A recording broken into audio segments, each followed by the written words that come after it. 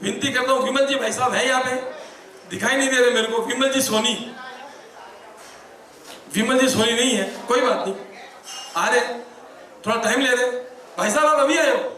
देखो जी, एक स्वागत होना चाहिए, क्योंकि मेडिकल फैकल्टी मेरी खास फैकल्टी है। अच्छा देखो, एक मेडिकल के लिए एक बात और बताऊंगा, वो बात भी बताऊंगा। सब लोग बैठे हैं, इनको लगेगा बात तो सही कर रहे हैं। देखो जी, सांची बात क्या ना भाई, महाराज में कहीं कहा था डॉक्टर साहब, सांची सांची के वजह ना लागे डाम सा लागे तो लागो, मैंने वाट थोड़ी लेना है, मैं तो अनपढ़ आदमी हूँ, अनपढ़ हूँ। देख, कल शौक था ना आज शौक है, और जब तक साईं बाबा का मेरे पे आशीर्वाद है न कल कोई शौक होगा। मेरा वो शौक है आप लोगों का प्यार का और प्रेम का, वो मेरे पिताजी सिखा के गए हैं और माँ का आशीर्वाद है। मैं स्वागत करना चाहूंगा हमारे प्रोफेसर डेंटिस्ट बलविंदर सिंह जी ठक्कर का। कम से कम वो एक बार खड़े तो हो, तो लोगों को पता तो लगे कि डॉक्टर लोगों में भी हीरो और अमिताभ की तरह की भी पर्सनैलिटी के कोई होते हैं, जैसे दीपक जी जैन। और ये मैं ये नहीं कह रहा और हीरो नहीं है, लेकिन ये अलग से हीरो है। तो ये अभी आए हैं। और डॉक्टर्स के लिए मैं बात करता हूँ कि आपके लिए लोगों का मेंटल लेवल ना बड़ा अच्छा नहीं है। जब लोग बीमार होते हैं तब कहते हैं डॉक्टर साहब कि तबीयत ठीक हो जाती है, भगवान हो, जनरली ये सुनने को मिलता है। लेकिन आप जब 4 टेस्ट लिख देते हो और जब 4 टेस्ट की रिपोर्ट नेगेटिव आती है, नेगेटिव का मतलब मेडिकल में नेगेटिव का मतलब है कि ठीक आती है, कुछ खराबी नहीं आती है। पॉजिटिव का मतलब खराब होता है शायद ना, तो नेगेटिव का मतलब रिपोर्ट ठीक आ गई। जब रिपोर्ट ठीक आ जाती है तो लोग क्या कहते हैं, रिपोर्ट में तो क्या है को नहीं, ये पीछे लगा दिया हमारा, तो आना चाहिए था, आगे और आगे बढ़ते हैं अपन। अरे डॉक्टर को कंफ्यूजन था, वो रूल आउट करना चाह रहा था कि ये प्रॉब्लम हो सकती है, तो इसकी तहकीकात के लिए हमारे पास मशीनें आ गई है। आज से 40 साल पहले 30 साल पहले मशीनें नहीं थी, तो क्यों ना हम टेस्ट करा लिया जाए। उसमें नहीं होने से क्या कहते हैं, अरे यहाँ को तो कमीशन है 40%। दूसरा क्या है, नहीं जी 40 तो सन 97 देते थे, अब तो 60% मिलता है। देखो, अब जब डॉक्टर के पास जाते हैं तो कहते हैं भगवान हो, और जब पेशेंट ठीक हो जाता है और अपने जब घर आ जाते हैं, पतो को नहीं कितो बिल बना दियो। ए डॉक्टर तो हालत काटते हैं, डॉक्टर तो काटते हैं और व्यापारी लोग बाजार में बांटते हैं। यदि डॉक्टर काटते हैं तो क्या व्यापारी बांटते हैं? हम उनसे मामला लेते हैं, वो भी तो कहीं ना कहीं 10% अमेरिकन मिक्स कर देता है।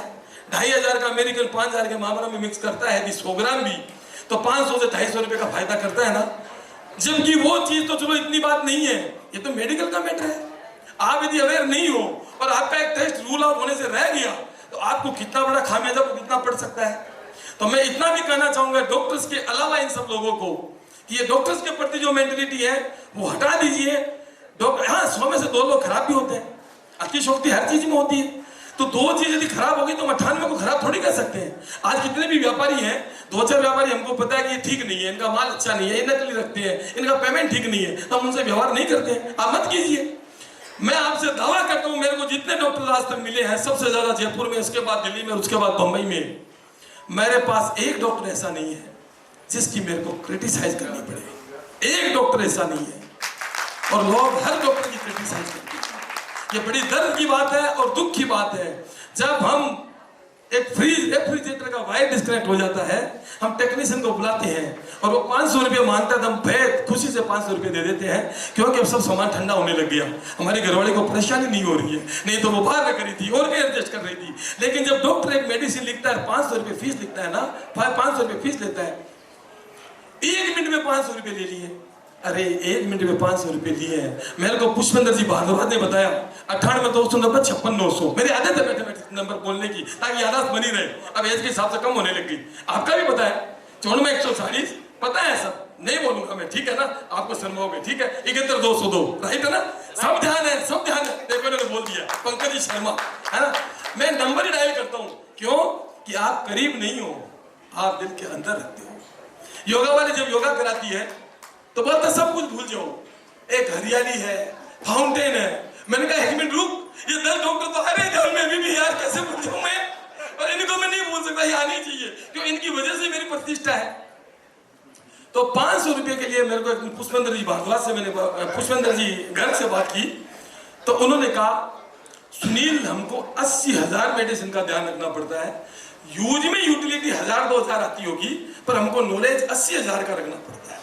और इस मेडिकल को करने के लिए जब बच्चे जवानी में क्या क्या काम करते हैं, एक डॉक्टर अपनी स्टडी के लिए वो बुक्स अपने दिमाग में रखता है और रखवाता है औरों से, जो हम हाथ में नहीं उठा सकते हैं, उन बुक को दिमाग में लेता है जब वो स्टडी कर रहा होता है। और क्या जरूरी है कि हर डॉक्टर अच्छा पेशेवर बन जाता है? तो हमें इस डॉक्टर्स के प्रति, अब आजकल डॉक्टर कहते हैं, पहले लोग कहते हैं पहले सेवा का काम था, आजकल सेवा नहीं रही। आप अपने माता पिता की सेवा तो करते हो क्या? है?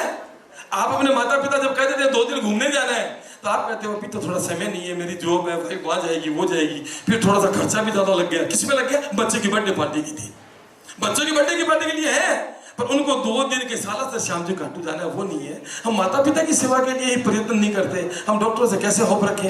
ये जितनी मशीनें आ गई क्या वो फ्री में आती है? ये बिल्डिंग क्या फ्री में आती है? इतना स्टाफ चाहिए, जब आपको 10 मिनट ज्यादा लग रहा होता है तो आप इरिटेट हो जाते हो, अरे स्टाफ की कमी है।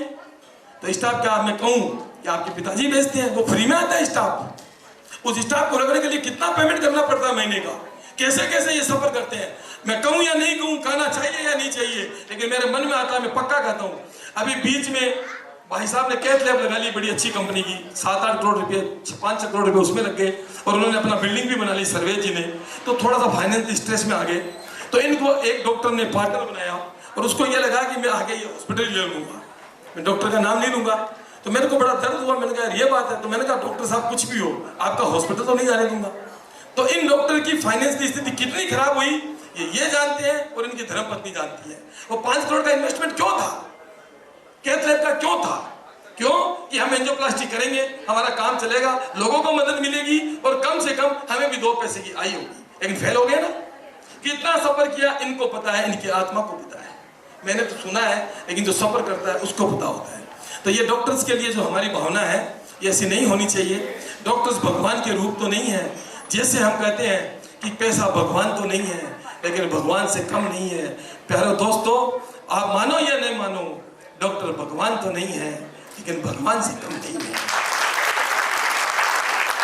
मैं ये मेरी बातें मैं इसलिए नहीं है कि डॉक्टर जो भी यहाँ बैठी हुई है, मैं ये बात इसलिए कह रहा हूँ कि जी हो, चाहे फोर्टीज हो, चाहे बिड़ला हो, या ESCC हो, इसके अलावा SMS में तो जाना पड़ता है, क्योंकि पंकज जी SMS में रहते हैं। करूँ क्या?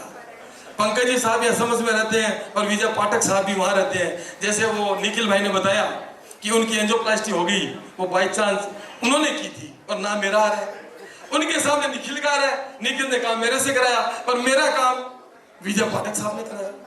तो ये चेन है, लेकिन हमें उन सब लोगों को श्रेय देना चाहिए जो टीम में साथ होते हैं। तो मेरा यही कहना है कि मैं डॉक्टर्स के लिए जो बात कर रहा हूँ, वो ऐसे नहीं कर रहा हूँ, ये दिल की बात कर रहा हूँ। और लोगों को, और लोग देखो, यदि आपको किसी से एलर्जी है तो आप सामने तो बोलो यार, इतना मादा तो रखो। डॉक्टर साहब धोख, अरे क्या धोख दे रहे हो? डॉक्टर का प्रोफेशन है यार। डॉक्टर 30 साल का, तुम 60 साल के हो। माता पिता का कभी धोख दिए जिंदगी में? आपका काम है बच्चों को दिखाओ, फीस दो, काम करो, ताकि वो एक्स्ट्रा कुछ कर दे। 1-2 आदमी का जब सर्जरी होती है तो मेरे पास फोन आते हैं, सुनील अब डॉक्टर पेशेंट OT में चला गया, तू फोन कर दे। तो मैंने कहा क्या उसके 4 स्टिच आने वाले, डॉक्टर 8 लगा देगा क्या? मेरे बिना फोन के 8 लगा देगा? और मेरे फोन जाने से भी 8 लगने हैं, तो क्या वो 3 लगा देगा, या कैंची अंदर छोड़ देगा? यार कैसे, मतलब ये बातें मेरे को बड़ी लगती है कि मैं नहीं पढ़ा, शायद ठीक हूँ। ये बातें मैं कर रहा हूँ, सब हाईली लिटरेट लोग आते हैं, बिना पढ़े लोग मेरे पे आते हैं, बोले मोदी जी जिया थाने कराना कर रहा हूँ। पढ़े लिखे लोगों की बातें बता रहा हूँ।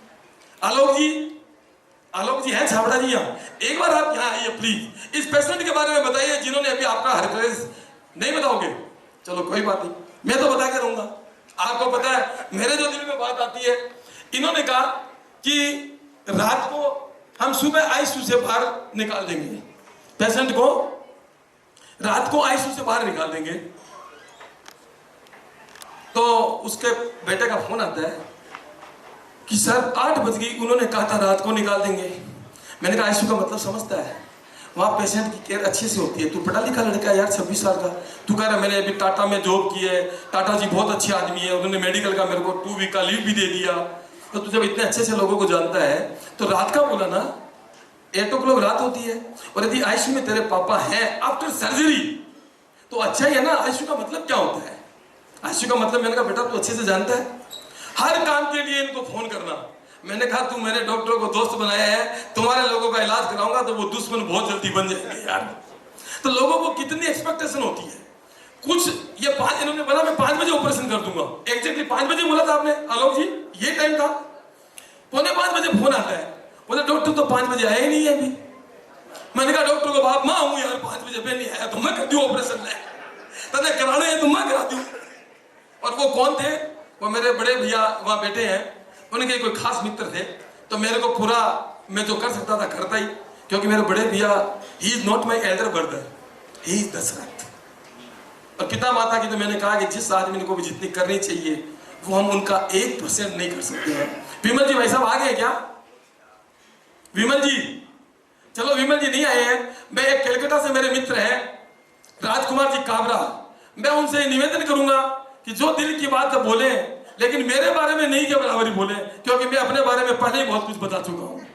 और अब मैं जब ये माइक उनको दे रहा हूं तो एक ताली की गड़गड़ाहट तो आनी चाहिए ताकि मैं वापिस आ जाऊं। राजनीति में नहीं दिख रहा काम पड़ेगा, भाई नहीं पड़ेगा, अच्छी बात है, तेरी जिंदगी अच्छी चल रही है। लेकिन मैं उन लोगों को कहता हूं कि आप इतने एटीट्यूड में रहते हो कि हमें इंसान से क्या काम पड़ेगा। अरे भगवान को आदमी से काम पड़ गया। जब गंगा पार करना था तो वो एक लाइन सुनाता हूं आपको। जाना था गंगा पार प्रभु केवट की नाव चढ़े, अरे कभी कभी भगवान को भी भक्तों की आन पड़े। जाना था गंगा पार प्रभु केवट की नाव चढ़े। क्यों? वो केवट ने देख लिया जब भगवान आ रहे थे तो एक पत्थर महिला बन गई। वो अहिल्या को ऐसा श्राप था कि कभी तेरे चरण भगवान से जाएंगे तो तू महिला बन जाएगी। तो भगवान ने कहा मेरी एक घरवाली का तो काम चलता ही नहीं है, पर आपको नाम में बैठा लूंगा तो 2 घरवाली हो जाएगी, और यही तो काम चलाती है, मैं कैसे चला पाऊंगा। तो भगवान ने बड़ा उससे अरज किया, उसको कॉन्फिडेंस में लिया, विश्वास में लिया कि यार ऐसा नहीं होगा तो मेरे को कैसे शरण दे दे, मेरे को जाना है यार, गंगा पार जरूरी काम है। भगवान को आदमी से दरकार पड़ गई और हम कहते हैं कि अरे छोट बीर मन के दरकार है। ठीक है, नहीं पड़ेगी, अच्छी बात है, लेकिन ये मैं राजकुमार जी काबरा को अब ये माइक देता हूं और उसके बाद आगे की सभा चालू रखते हैं। मैं थोड़ा बैठना चाहूंगा राजू भाई जी। सभी को सादर अभिनंदन, विशेष करके खास हमारे जो डॉक्टर साहब यहाँ पे अपना कीमती समय यहाँ पे दिया, उनके मैं चाहता हूँ उनके स्वागत के लिए सब जोरदार तालियां बजाएं। सारे शब्द लवली भैया ने बता दिए कि डॉक्टर क्या होते हैं। मेरे तो जीजा जी खुद ही आप लोग जानते हो कि डॉक्टर डी कोठारी बीकानेर के, मेरे हार्ट स्पेशलिस्ट डॉक्टर है कलकत्ता में। क्या उन्होंने किया, और जैसा सब कोई कोरोना में तो इनकी मैंने मोबाइल पे इलाज करना, वो करना, ये करना, किसी को जीवन मतलब कितने चले जाते अगर इनका हाथ ना होता तो। ये सोचिए आप जरा सा। बात तो वैसे मैं निखिल जी देव के सामने में सुबह पेपर इंटरव्यू वगैरह दे चुका था। अब आप बोलते हैं लवली भैया के बारे में कुछ नहीं बोलना, लेकिन ये शानदार व्यक्तित्व जो मेरे सामने है, इसके आगे तो जैसे मीरा वैसे होता है कि उसके सामने में खो के तो मैं सब कुछ भूल ही जाता हूँ। ये lovely lovely lovely lovely lovely याद रहता है मेरे को। तो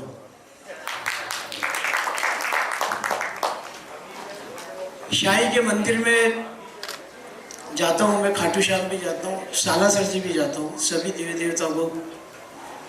साईं के मंदिर में जब आप जाते हो तो हमारी जैसी भावना रहती है ना, वैसे हमको उनकी मूर्त भी दिखाई देती है। कभी गुस्से में दिखाई देते हैं, कभी प्रेम से दिखाई देते हैं, कभी। लेकिन साईं के इस भगत लवली भैया के अंदर में जब भी आप देखो तो सिर्फ एक ही चीज दिखाई देती है, प्यार प्यार प्यार प्यार प्यार प्यार प्यार, लव लव लव लव। ऐसा इंसान में 60 साल की उम्र है मेरी, कई धूप और छाव देखा है मैंने। आप लोग मतलब मैं कोई भाषण नहीं दे रहा हूँ, मैं आपसे बातें कर रहा हूँ, एक्चुअल में शेयर कर रहा हूँ, आपसे बातें कर रहा हूँ मैं। ये 2 शब्द बोलना क्या होता है कि राजनीति इतिहास के अंदर में कोई MP और MLA होते हैं ना, तो वो पहले तो बहुत बोल जाते हैं। नरेंद्र मोदी जी जब आते हैं और उसके बाद बोलना उनके बाद में तो हालत खराब हो जाती है। ये पहले हमारे सुनील मोदी जी जब बोल चुके हैं ना, तो ये तो छोटा कोई कुछ नहीं बोल सकेगा। मैं कुछ अपनी व्यक्तिगत बातें सबके सामने में शेयर करना चाहूँगा जरूर से। बात 2018 की है। अक्टूबर का महीना होगा, 5 महीने 6 महीने से पैसे के मामले में ऐसी आर्थिक हालत खराब हो चुकी थी मेरी कि बाजार को पैसे देने में इतना करोड़ों रुपया मेरे ऊपर खर्चा हो गया था, देना बाकी था, नहीं दे पा रहा था। लास्ट के अंदर में, अंधेरे के अंदर में एक सूरज का जो किरण रूपी दिखाई थी, लवली भैया दिखाई थी मेरे को। रात का 2 बजे मैंने इनको फ़ोन किया। संक्षेप में बता रहा हूँ, बातें तो जब घटित होती है तो बहुत टाइम लगता है उसके अंदर में। तो गौरव, मेरा छोटा भाई गौरव भी है, मुझसे बहुत पैसे लगे, करोड़ों, मतलब करोड़ों करोड़ों करोड़ों, जिसको बोलते मेरे देने के बाद रात में 2 बजे फ़ोन क्यों किया प्रभु? भाई प्रभु इसलिए किया कि आपकी तबीयत ठीक है? बोले एकदम ठीक है। वो तबीयत ठीक नहीं है तो मैं कल सुबह आता हूँ, तबीयत ठीक अगर है, पैसे की बात है तो मैं कल शाम को आता हूँ। बोले ये क्या बात हुआ, आपको तो सुबह ही आना चाहिए। बोले पैसा तो सड़ जाएगा, कोई टेंशन नहीं है आपको, बोले सब हो जाएगा। मोन्टू यहाँ हो कि मतलब सोमवार या रविवार की रात को पहुँचे, गौरव लेने गया और हमारे पूर्वजों की वो तस्वीर वहाँ पे लगी हुई थी हॉल में।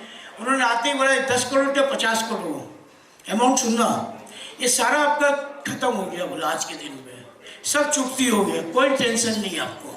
और सही में तन मन और धन जिसको बोला जाता है, तो ये बात इन्होंने सार्थक की, इनका मन हुआ तभी तो तन लेके आए वो, और धन से इन्होंने सहायता की मेरी, तो तीनों इनके ऊपर में लागू होता है। तन मन और धन से इन्होंने सारा काम कर दिया और सब हो गया। आज क्या है कि 2 साल पहले तक मेरा सारा हिसाब किताब बाजार में मेरी माँ के आशीर्वाद से, बाबूजी के आशीर्वाद से, सब पितरजी के आशीर्वाद से सब क्लियर हो चुका। लेकिन क्या क्लियर हुआ? पैसे का हिसाब। तो पानी का बोतल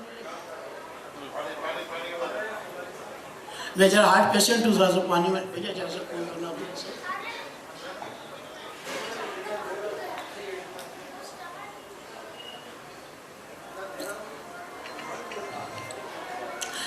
पैसे का हिसाब दुनिया में एक दूसरे का लेन देन का हिसाब चुकाया जा सकता है, लेकिन जो एहसान लवली भैया और फैमिली का, विपुल भाई लवली भैया का, वो जिंदगी में ताउम्र काबरा फैमिली तो न चुका पाएगी, न उनकी औकात है चुकाने की, कभी नहीं। करोड़ों की बातें तो हो गई, अब एक जरा सी हजारों की बातों का आप सुनिएगा। ये लवली भैया को भी पता नहीं है।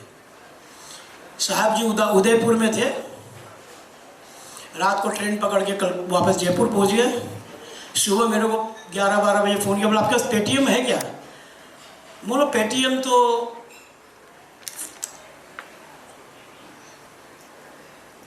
बेटे के पास में है, रोहित के पास में है, क्या बताइए? बोले अरे वो उदयपुर एक ड्राइवर को 25,000 रुपया देना है, ओनली यही अमाउंट था 25,000 रुपया। लवली भैया मैं बोला 25,000 रुपया ड्राइवर को? बोले ठीक बहुत बहस करो तो फटाफट मारो ना। ठीक है कर दिया भाई, इनकी तो आदत है, 25,000 रुपया दे दिया। मैं फिर लास्ट में क्या चीज़ का, बोले यार वो भाड़े की गाड़ी थी, मेरे को दर्शन वर्शन गिरना, 500-700 रुपया लगा, उसको दे दिया। ड्राइवर ने अपनी व्यथा सुनाई मेरे को और बड़ा मतलब तकलीफ भी है, उसको भेजो 25,000।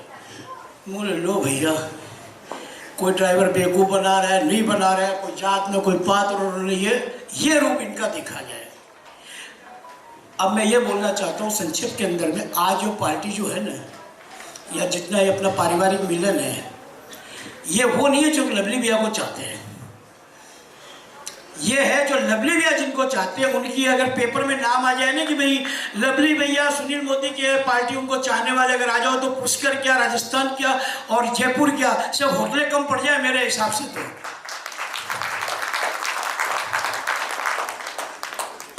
और लास्ट के अंदर में नोट द लिस्ट, अपने 4 लाइनों के साथ में वक्त अपने खत्म नहीं करता, खत्म नहीं होती, कभी विराम ही होता है, ये विराम होती है। भागवत कभी खत्म नहीं होती, शब्द कभी खत्म नहीं होते, दोस्ता का प्यार कभी खत्म नहीं होता, विराम ही होता है। दोस्त किसे कहते हैं? दोस्त वो नहीं है जो चेहरे पे मुस्कान देते हैं, दोस्त वो नहीं है जो चेहरे पे मुस्कान देते हैं, और दोस्त वो भी नहीं है जो अपनी ऊंची पहचान देते हैं, और दोस्त वो भी नहीं है जो अपनी जान देते हैं। तो फिर दोस्त है क्या मोन्टू भाई? रियल दोस्त वो है जो दोस्त की आंखों से अगर आंसू भी चले जाए पानी के अंदर में तो उसको पहचान लेते हैं।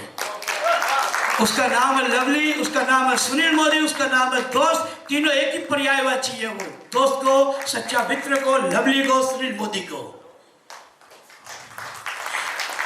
एहसान मेरे दिल पे तुम्हारा है दोस्तों, ये दिल तुम्हारे प्यार का मारा है दोस्तों।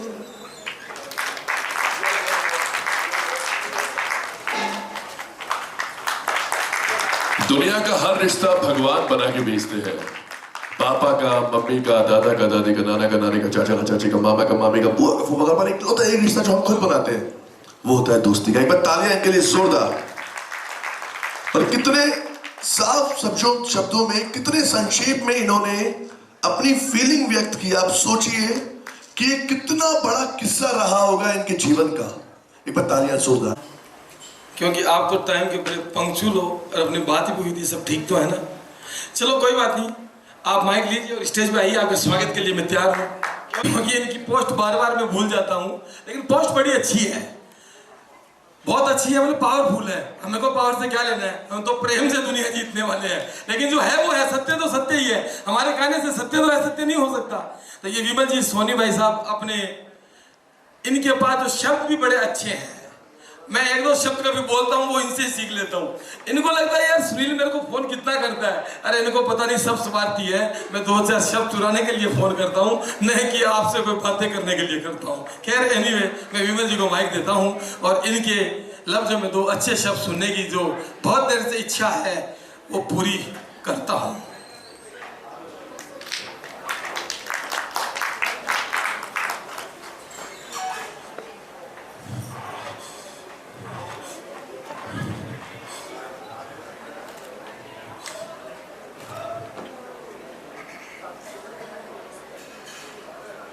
सुन भैया, मेरे पास कुछ नहीं, मेरे पास कुछ नहीं। मैंने समाज से सीखा है और समाज को ही देना चाहता हूं।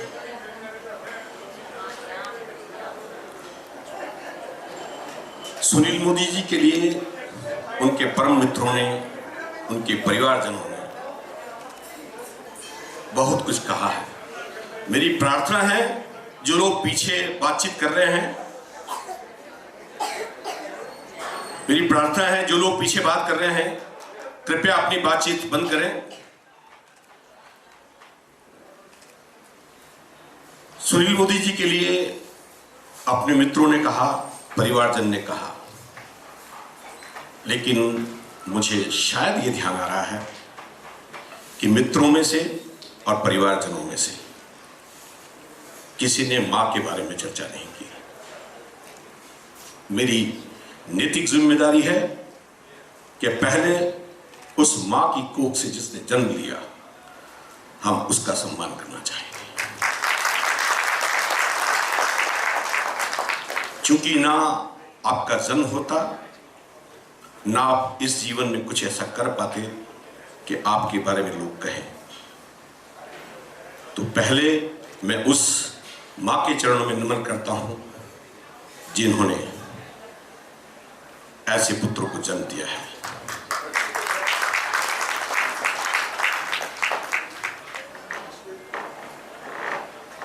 और मैं शब्दों से नहीं तो चाहूंगा, विपुल भैया आप अपनी माताश्री को मंच पे लेके आए, मैं उनके चरण स्पर्श करके अपनी बात को प्रारंभ करूंगा।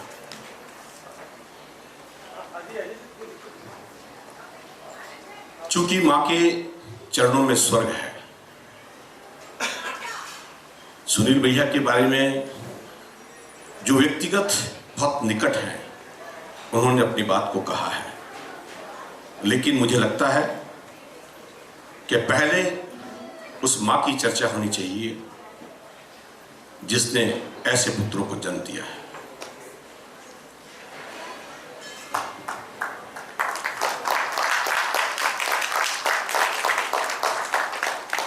मुझे ठीक से ध्यान है, सुनील भैया के पिता का स्वर्गवास हुआ।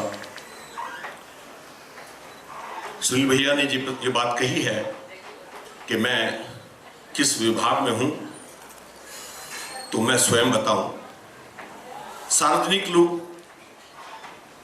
कार्यक्रम में जाना हमको प्रतिबंधित है, क्योंकि मैं एक कॉन्स्टिट्यूशनल पोस्ट पर बैठा हूं। भारत सरकार में 2 ही विभाग ऐसे हैं जो सीधे राष्ट्रपति के अंडर में है। एक जुडिशरी सर्विसेज और एक है CAG of India. CAG of India का जिसने स्क्रैच खाया हुआ है वो अच्छी तरह जानते हैं। सीएजी ऑफ इंडिया ने ना कभी कैबिनेट मिनिस्टर को छोड़ा है, ना कभी चीफ मिनिस्टर को छोड़ा है। आपको ध्यान होगा 2G स्पेक्ट्रम घोटाला हुआ तब हमने कैबिनेट मिनिस्टर को अंदर डाला। चारा घोटाला हुआ तो चीफ मिनिस्टर लालू सिंह को डाला। अभी यूपी में जब एक डॉक्टर का मर्डर हुआ तब उसकी रिपोर्ट में हमने एक IAS ऑफिसर को अंदर डाला। लेकिन ये यहां चर्चा करने का विषय नहीं है। ये केवल लवली भैया के प्यार का नतीजा है कि मैं जब कल यहां पहुंचा था तो संदीप भैया, अजीत भैया और दोनों परिवार घर आए और उसके बाद में हम पुष्कर के लिए रवाना हुए। आज भी दिन में से कुछ ऑफिशियली फोन आ रहे थे। मैंने कहा मैं कल भी छुट्टी पे रहूंगा, इसलिए परसों आके डिस्कशन करेंगे। मैं अपनी बात को प्रारंभ करूं उससे पहले सुनील भैया, आपने जो भी जीवन में पाया है उसके पीछे मुझे लगता है सरला भाभी जी का बहुत बड़ा योगदान है।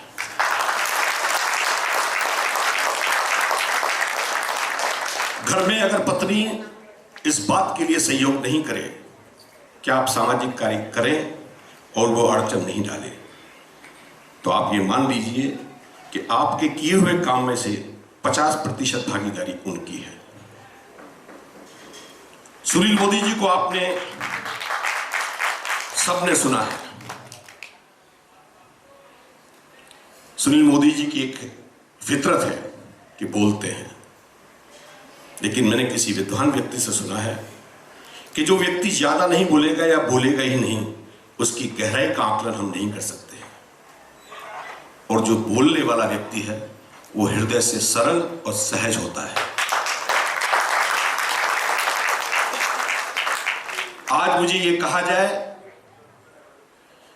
कि बागबान जो मूवी आई थी उसमें अमिताभ बच्चन ने काम किया और किसी एक राइटर ने उसके ऊपर एक किताब लिख दी, और वो किताब आप जानते हैं कई लोगों ने पढ़ी है और देखी है। मुझे आज ये कहा जाए कि सुनील मोदी पर एक किताब लिखी जाए, तो इस खुली किताब को पढ़ने के लिए ना तो किसी टेक्निकल आदमी की जरूरत है और ना ही किसी विद्वान व्यक्ति की जरूरत है। सहज शब्दों में यह कहा जाए कि इनके व्यक्तित्व को अगर पढ़ना है तो इस व्यक्ति के पास बैठना होगा। मैंने आज इस महफिल में 2 लोग ऐसे हैं जिनकी एक्सीडेंट में मौत हो गई थी।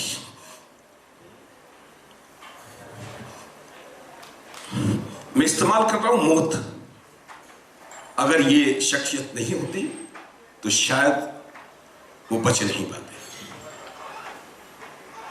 मैं जिनका जिक्र कर रहा हूं वो है संदीप फोगला कलकत्ता से और अमृता। तो फिर क्यों नहीं उस व्यक्ति के बारे में चर्चा की जाए? क्या हमारी नैतिक जिम्मेदारी नहीं है कि हम ऐसे व्यक्ति से कुछ सीखें? पैसा बहुत लोगों के पास हो सकता है, लेकिन खर्च करना हर किसी का सामर्थ्य नहीं।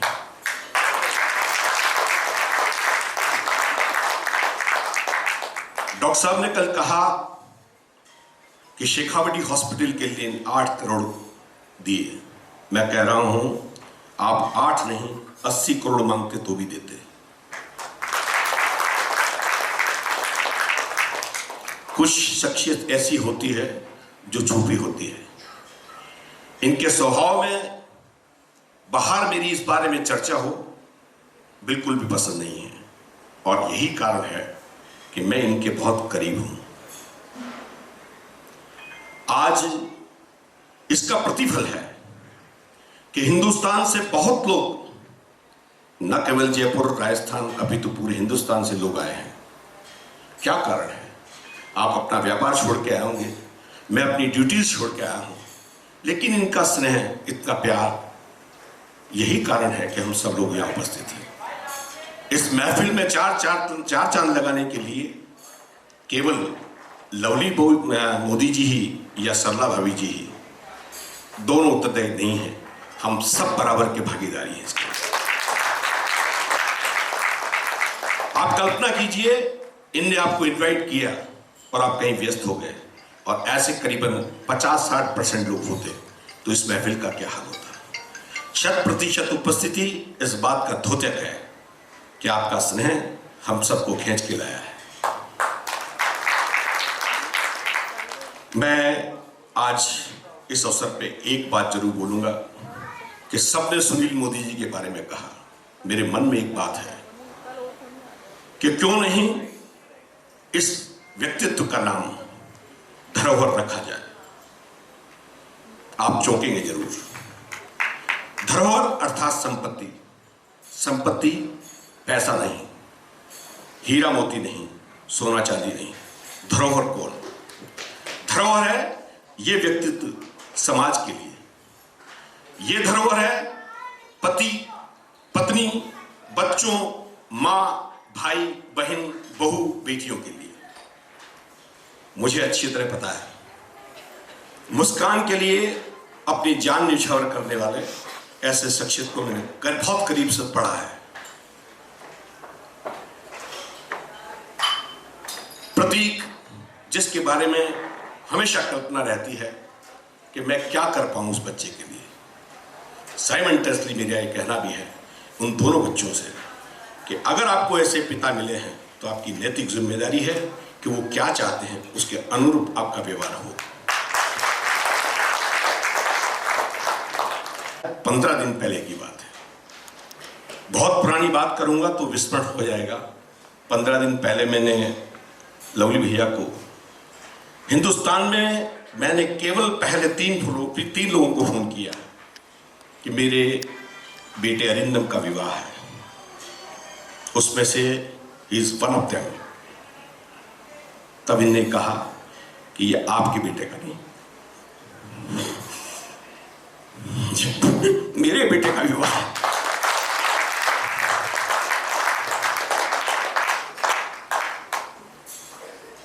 मेरा गर्व से सीना चौड़ा हो गया। संदीप को मैंने फोन किया, अजीत को मैंने फोन किया। मैं उस बात को सुनकर अपने आप में महसूस कर पाया कि अब मुझे शादी की कोई चिंता नहीं। मेरे परम मित्रों में से अगर मैंने किसी को फोन किया, अगर उसने ये आश्वासन दिया है कि ये आपके बेटे का काम नहीं, ये हमारे बेटे का काम है, तो कौन ऐसा मित्र है जो ये सुनकर अपने आप को सुकून महसूस नहीं करेगा। ऐसे शख्सियत के बारे में मैं इनके पूरे जीवन को शब्दों में तो नहीं बांध पाऊंगा, लेकिन इतना जरूर कहूंगा कि हाँ, इससे पहले जिन वक्ताओं ने ये बात कही है कि ऐसा दोस्त मिलना मुश्किल है, तो मैं आपकी इस बात से 100% राजी हूं, सहमत हूं। मेरा एक ही बेटा है और वो आज की डेट में आईएएस एकेडमीज में आईएएस को तैयार कर रहा है। मित्रा आईएएस में वो सीनियर फैकल्टीज है। इसके तैयार किए हुए कई आईएएस आज हिंदुस्तान में पोस्टेड है। मैंने उसको केवल लाइव देखा है, उसकी ऑल इंडिया क्लासेस में बच्चों को पढ़ाते हुए देखा है, लेकिन मैं चाहूंगा कि आज सुनील भैया के लिए आप 2 शब्द जरूर कहें। आइए, अरिंदम सोनी।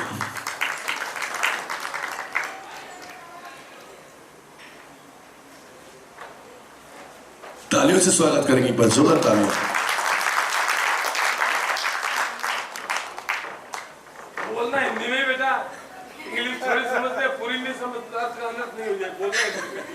ये कंडीशन है। सबसे पहले तो आप सभी को गुड इवनिंग। मुझे लगता है कि जितना खुश मैं यहाँ आके हूँ, आप लोगों को भी उतनी खुशी रही होगी। ये इकास्टिक इन्वायरमेंट जो आपने यहाँ क्रिएट किया है भैया, ये फ्रेंडलीनेस, ये अपनापन, मुझे लगता है कि शायद हर जगह नहीं मिलता है। आप घर के बाहर अगर कहीं अपना घर महसूस करते हैं तो उसको आप परिवार कहते हैं। तो मुझे लगता है कि यहाँ जितने भी लोग आए हैं उनसे आज शायद मैं सुबह वॉक पे निकला था ब्रेकफास्ट के टाइम पे, कल रात को पहला इंटरेक्शन हुआ और पाथवे में जितने भी लोग मिले सब मुस्कुरा के निकले। वो एक मुस्कुराहट ही अपनी एक ग्रीटिंग्स होती है, एक्सचेंज होता है, जो मुझे लगता है कि वो परिवार से जोड़ने वाला जो एक, जिसे बोलते हैं हम हेड ऑफ द फैमिली, तो वो हेड ऑफ द फैमिली शायद आप हैं। इस कारण से ये पूरा परिवार जुड़ गया।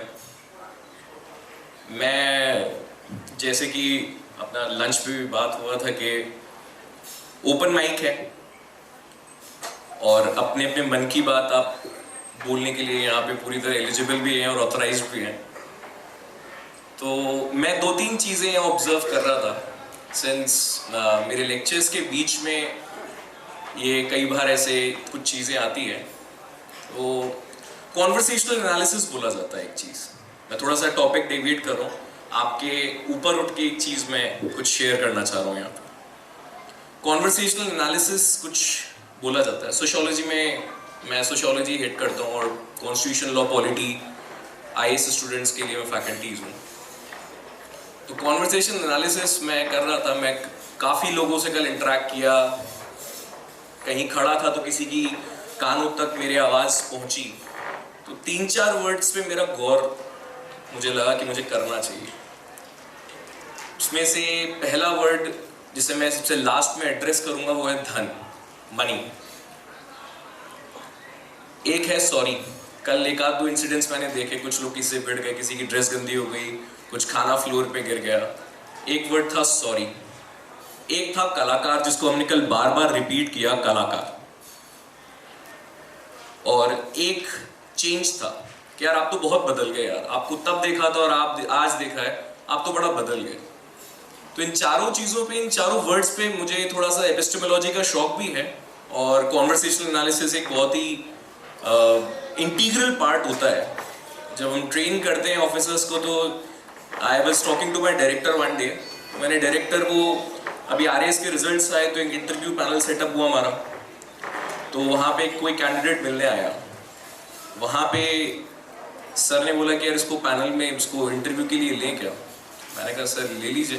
बोले रिजल्ट दे पाएगा? तो मैंने कहा सर ये तो संभावना है, संभव अपने को बनाना है इस चीज़ को। तो जो भी मैं थॉट्स आपके साथ शेयर कर रहा हूँ वो सिर्फ इसीलिए है क्योंकि मुझे लगता है कि चेंज जैसी चीज़ जो होती है या सीखने का कोई भी उम्र नहीं होता। One of my good students, अभी वो सोडाला के अंदर 1 नंबर डिस्पेंसरी है, वहाँ पे वो डॉक्टर है, पोस्टेड है, वो भी तैयारी ही कर रहा है। उस बच्चे का स्पिरिट इतना हाई है, वो मैरिड है, इज 32 और वो 3रा अटेम्प्ट अपना दे रहा है। तो इसी सीक्वेंस में मैं आपको 2-4 चीज़ें शेयर करना चाहता हूँ। पहला वर्ड कलाकार, जिसको कल बार बार बोला गया आर्टिस्ट। मुझे लगता है कलाकार हम सबके अंदर है, क्योंकि कलाकार का असली मतलब जो होता है वो होता है जो अपने कल को आकार दे सके, वो कलाकार है।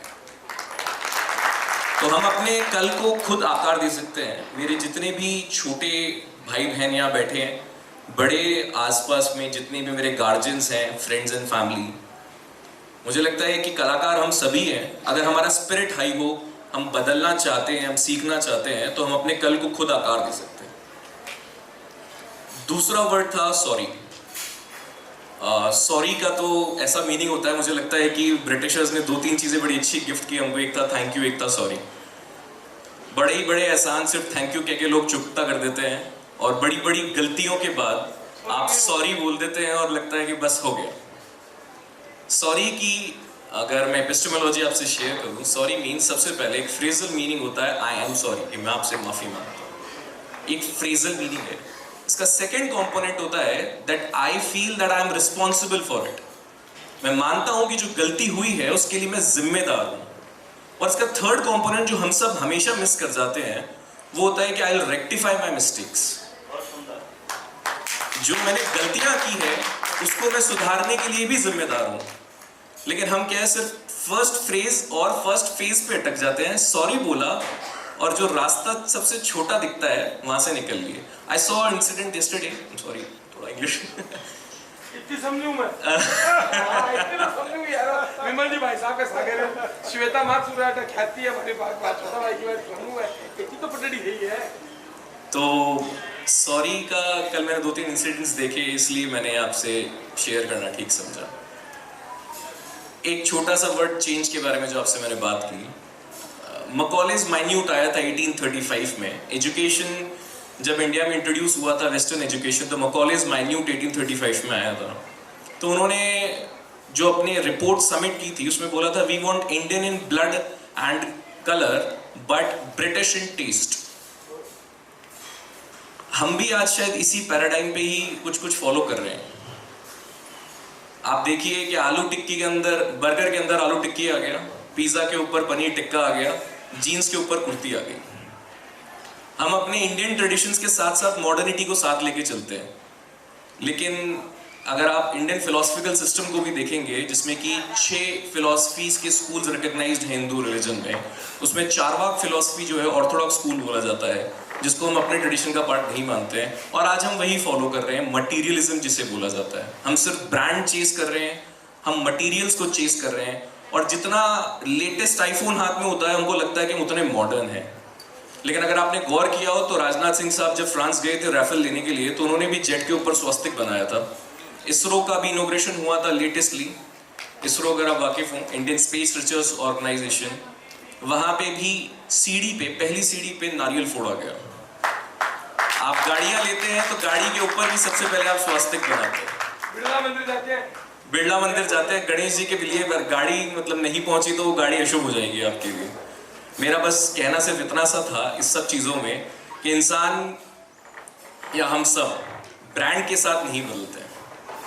हमारा ट्रेडिशंस जो है, हमारी स्पिरिचुअलिटी जो है, हमारी आइडेंटिटी जो है, वो हमको जिंदा रखती है, और वो हमको हमारे संस्कारों से, हमें पेरेंट्स से, हमारी वैल्यूज से मिलती है। वो नहीं छोड़ना चाहिए। ब्रांड हाथ में लेने के बाद वैल्यूज को छोड़ा नहीं जाता है। एंड फोर्थ चीज, अगर आप सबको बुरा लगे तो प्लीज मुझे माफ कीजिएगा, बिकॉज थोड़ा सा मैं क्रिटिकल हूँ। मुझे लगता है कि जिस सांचे में मैं बच्चों को वहां ढालता हूँ, तो वो सांचा, हम डे 1 पे बोलते हैं कि आप IAS एग्जाम क्लियर करने के बाद बन जाएंगे, आपकी प्रोसेस यहीं से स्टार्ट हो जाता है। So you are an IAS in making, जैसे इंडिया के लिए बोला जाता है नेशन इन मेकिंग। तो हम भी क्लास में सबसे पहले इंट्रोडक्शन डे में बच्चों को बोलते हैं, now you are an IAS in making. Last word जो मैंने गौर किया, धन। इस पूरी महफिल में जितने भी पल मैंने इस हॉल से या फिर कहीं और भी देखे, बात किए, अक्सर के लोगों के मुंह पे सिर्फ धन था। कॉन्वर्सेशन का सबसे की टॉपिक धन था, कितना कमाया और कितना खोया। मुझे लगता है कि धन बहुत कुछ है पर सब कुछ नहीं। धन बहुत कुछ है पर सब कुछ नहीं, क्योंकि जब सीता वन में थी तब उन्हें धन चाहिए था, पर जब वो सोने की नगरी लंका में थी तब वो हाय राम कह रही थी। नीड्स और डिजायर्स के बीच का जो फर्क था वो महात्मा गांधी ने कहा था। तो हमारी डिजायर्स तो लिमिटलेस हो सकती है, नीड्स बड़ी कम होती है। नीड्स बहुत छोटी है, आप कितना भी कोशिश कर लीजिए, आप 450 ग्राम से ऊपर खाना नहीं खा पाएंगे। सर, मैं कंक्लूड करूंगा अपनी बात को। मैं सुनील भैया से जितना भी इनको देख के सीख पाया और आगे इनके बारे में जितना भी मैं एग्जाम्पल दे पाया, तो जॉन रस्किन एक इंग्लिश स्कॉलर हैं, उनका एक कंसेप्ट था अनटू द लास्ट, जिसको गांधी जी ने बोरो करके सर्वोदया का प्लान इंट्रोड्यूस किया था। सर्वोदया मतलब सबका भला होना। To the last man who is standing poor या डेप्रिवेटेड, उन सबका भला हो, सर्वोदया उस प्लान को इंट्रोड्यूस किया था। और इंडियन फ्रीडम स्ट्रगल में सर्वोदया ने बहुत इंपॉर्टेंट रोल प्ले किया था। मुझे लगता है वो 20th सेंचुरी में जो काम गांधी जी ने किया, वो 21st सेंचुरी में सुनील भैया कर रहे हैं। Thank you so much. आप इसका नाम भी इतना टिपिकल है, मेरे को नाम ही नहीं लेना। अरिंदम सोनी। अरे सोनी, अरिंदम का मतलब शत्रु पर विजय। देखो अरिंदम का मतलब से शत्रु पे विजय हो, लेकिन मैं तो विजय अपनों पे करता हूँ, कि शत्रु कोई होता ही नहीं है, तो इसलिए इनका अरिंदम नाम मेरे लिए ठीक नहीं है। लेकिन मैं ये आज मेरे को इस सभा में कुछ पता लगा। कल मेरे मित्र दिल्ली से आए हुए हैं, नितिन लोहिया, उन्होंने गजब परफॉर्मेंस दी। मेरे को पता ही नहीं था यार वो इतना शानदार, इतना टैलेंटेड हो गया। और आज पता लगा, हम तो ये देखते थे कि विमल जी भाई साहब को सब कुछ पता है, आज पता लगा कि इनको जो पता है वो इनसे इनको पता है। इस पे एक ताली हो जाए अनिरुद्धम पे कि क्या गजब इन्होंने सारी बातें बताई है। और धन की इन्होंने समीक्षा कितनी अच्छी की, सूर्य की कितनी अच्छी की, जो भी चारों इनकी समीक्षा, इस पे जितना हम सोचे और मनन करें तो जीवन में चेंजेस कितना ही हम ला सकते हैं। और उन्होंने लास्ट में क्या कहा, डिजायर और नीड, इसलिए बोला था बेटा कि नीड हमारी बहुत कम है, डिजायर बहुत ज्यादा है। ये पूरा जीवन का सार है, नीड और डिजायर। तो दोस्तों, मेरे भाइयों, मेरी बहनों, और सबसे ज्यादा मैं प्यार करता हूं मेरी भाभियों को, तो भाभियों सबको मैं ये बोलना चाहूंगा कि इनकी बातों को जीवन में उतारो। जीवन स्वर्ग ही है, उसे बनाने की जरूरत नहीं है, उसे देखने की जरूरत है। तो मैं ये माइक वापस मेरे बड़े भैया विमल जी, जो कि इतना शानदार बोलते हैं, मैं तो शानदार डोलता हूं और ये शानदार बोलते हैं, तो इनके शब्द जब कानों में जा रहे थे, लग रहा था कि मैं सुनता रहूं और मेरी ये घड़ी एक बार के लिए रुक जाए। तो पॉसिबल नहीं है, लेकिन कोई बात नहीं, थोड़ी देर तो सुनेंगे। सुनना चाहोगे साहब? विमल जी का अच्छा लग रहा था, तो फिर तो सुनेंगे ना। तो भाई साहब आपको ही एक बार तालियां बजाएं विमल जी के लिए। Everyone please put your hands together. Sunil भैया, मेरे पास सहज शब्दों में और सरल शब्दों में बहुत कुछ कहने को है, लेकिन मेरा प्रयास रहता है हमेशा मैं लोगों को लिख के समझाऊं। दिन में कम से कम 8 से 9 घंटा केवल पढ़ने का काम रहता है, उसके बाद लिखने का काम रहता है। आज आपके परम मित्र, मेरा उनसे परिचय आपके कारण ही हुआ। मेरी रियल सिस्टर से ज्यादा आज उसको स्नेह करता हूं। अमृता को आप डांटते भी हैं, मैं भी डांटता हूं, लेकिन जितना स्नेह हम करते हैं उतना शायद परिवारजन करता होगा, ये मुझे पता नहीं। आज इसकी कोई भी बात होगी, समस्या होगी, हमसे शेयर करेगी। उस समस्या का क्या निराकरण हो सकता है, उसमें अगर इसकी गलती है तो इसको डांट भी लगेगी, लेकिन ये अधिकार उसने दे रखा है हमें। इस कारण से हमने अपने परिवार के लिए अपने जीवन के सारे अधिकार भी उसको दे रखे हैं। मुस्कान से मेरा घर पे मिलना हुआ। मुस्कान के जीवन की एक ही अभिलाषा है कि वो अच्छा संगीत सीखे। मैंने मोदी भैया को 2-3 बार कहा कि बॉम्बे में जो बॉलीवुड के लोगों को सिखाती है, जिनसे सहज मिलना बड़ा मुश्किल है, वो मेरे बहुत करीब कांटेक्ट में है। आप जब चाहेंगे, जब मैं उनसे बात करूंगा और मुस्कान को उनकी ट्रेनिंग में अंदर डाल देंगे। हुआ ऐसा ही कि मैं मुंबई से नासिक और पूना की तरफ जा रहा था, और इत्तेफाक ऐसा था कि मुस्कान और भाभी जी मुंबई में ही थी। जिनकी मैं चर्चा कर रहा हूं, सोहिनी मिश्रा, आज अगर वो हॉस्पिटलाइज नहीं होती, 2 दिन पहले अस्पताल में भर्ती थी, मेरी कल भी बात हुई है, अगर वो अस्पताल में भर्ती नहीं होती तो वो इस महफिल में होती। मुस्कान को उस दिन भाभी जी के साथ उसके घर ले गया मुझे पता था कि वो हाथों हाथ एंटरटेन नहीं कर पाएगी, लेकिन मिलवाया किस तरह। सोहिनी को एक ही बात बोला कि मेरी बेटी नहीं है,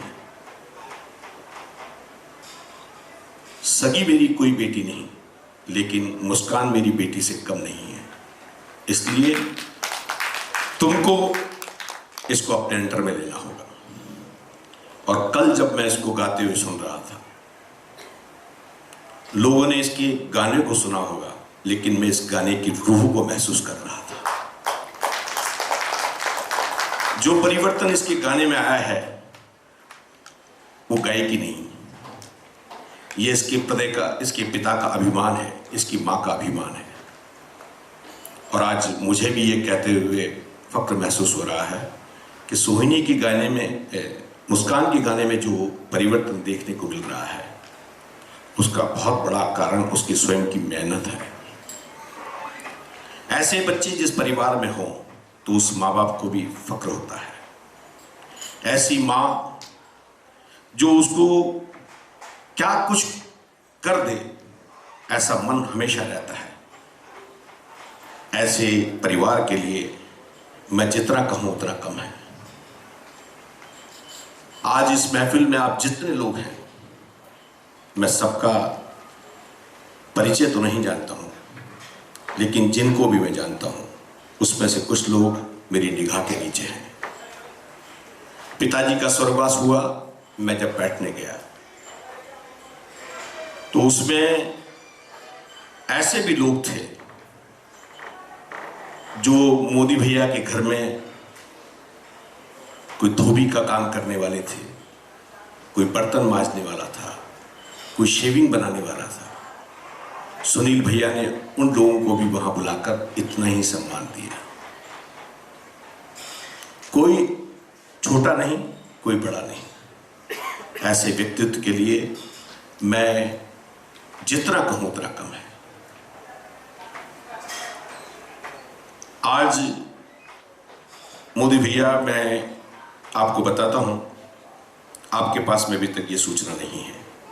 6 तारीख को जो दीप स्मृति ऑडिटोरियम में कार्यक्रम होने वाला है, खाटू श्याम जी की भजन संध्या, उसमें आपको हमने एज ए गेस्ट इनवाइट किया है। और उसमें IBPS के चेयरमैन हैं, रिजर्व बैंक के गवर्नर हैं, रिटायर्ड, कुछ रिटायर्ड IPS ऑफिसर्स हैं। हमने राज्यपाल को भी इनवाइट किया है, लेकिन राज्यपाल का एक प्रोटोकॉल है कि उनके साथ में सिक्योरिटी गार्ड्स, डॉग स्टैफिंग्स, ये सारी समस्या रहती है। हमने उस कार्यक्रम को इसलिए किया है कि जो लोग राजस्थान में रहते हैं उनको पता होगा, अपना घर एक आश्रम है जहां पर 3-3.5 हजार ऐसे लोग हैं जिनके ना माँ का पता है, ना पिता का पता है, ना भाई का पता है, ये किसकी संतान है उनका पता है।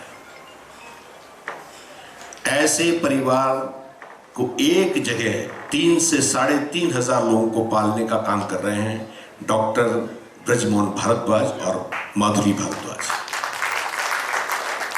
हमने ये तय किया है कि ऐसे असहाय निर्धन बच्चों के लिए, वृद्ध माताओं के लिए, महिलाओं के लिए 1 वर्ष का भोजन हमारी संस्था की ओर से किया जाएगा।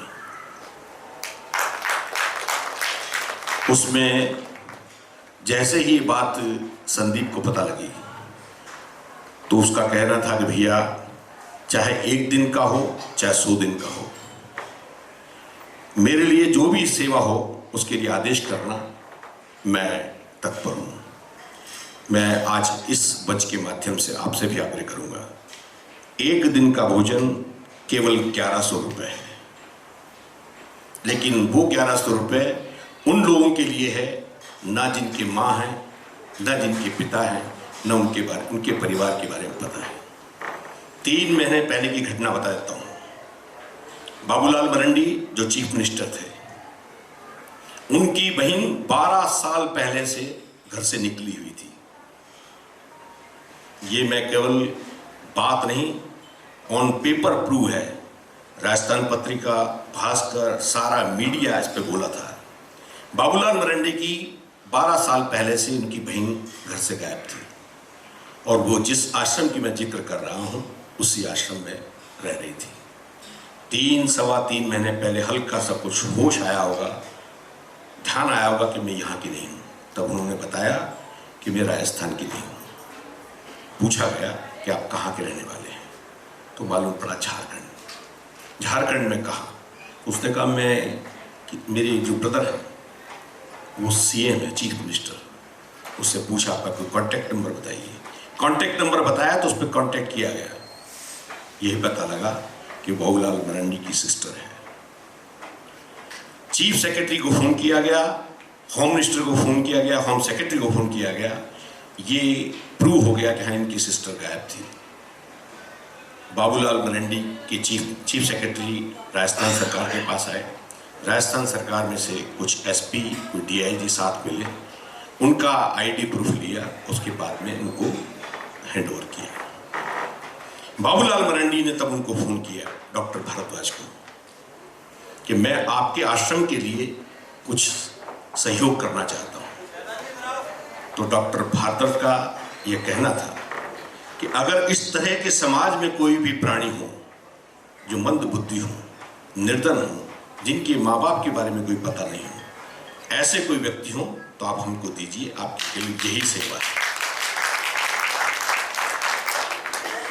कहने को सुनील भैया के बारे में सबने कहा है, बहुत अच्छा कहा है, लेकिन मेरा ऐसा सोच है कि आप आपका जितना भी जीवन है उसमें ऐसा कुछ पुण्य का काम कर जाइए।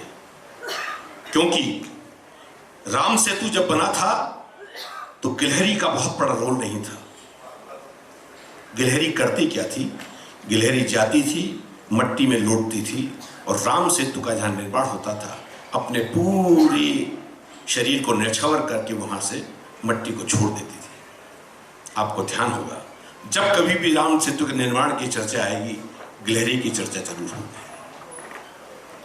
मेरा आपसे आग्रह है, आप जहाँ कहीं भी रहते हो, समाज का कोई ऐसा कोई कार्य हो जिसमें आपका भी गिलहरी जैसा रोल हो सकता हो, अवश्य करिएगा। मेरी बात को यही देती